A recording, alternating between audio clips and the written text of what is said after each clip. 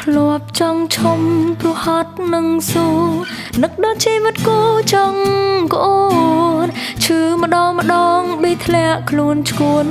ទប់សតិមិនចង់រួចម្ដងពេលស្គាល់អ្នកក្រោយធ្លាក់ដល់សូន្យជីវិតក៏ផ្ដើមស្របំប្រងគឺរូបអ្នកចូលខ្លួនលូលំក្រោយពេលខ្ញុំបែកបាក់ស្នេហ៍គឺរូបអ្នកធ្លាក់ពីឋានៈមិនស្មានថាជាមនុស្សសាទេព្រោះបេះដូងអស់ជំនឿស្នេហ៍នឹងមនុស្សលោកដូចគ្នាគឺរូបអ្នកឲ្យខ្ញុំយល់ច្បាស់អាចទៅបាននឹងរឿងឈឺផ្សាគឺរូបអ្នកឲ្យខ្ញុំយល់ថានៅលើโลกនេះសល់អ្នកម្នាក់ណា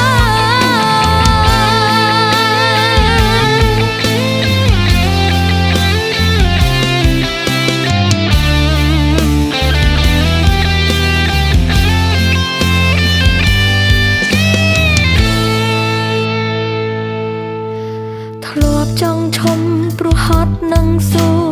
នឹកដល់ជីវិតគូចង់កូនឈឺម្ដងបេធ្លាក់ខ្លួនឈួន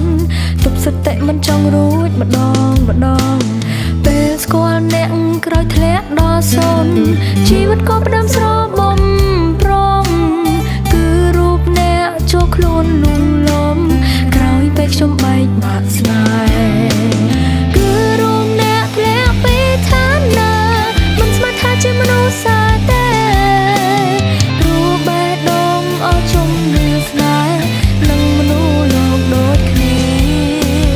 គឺរូបអ្នកឲ្យខ្ញុំយល់ច្បាស់អាចទៅបាននឹងរឿងឈឺផ្សាគឺរូបអ្នកឲ្យខ្ញុំយល់ថានៅលើโลกនេះសល់អ្នកម្នាក់ណា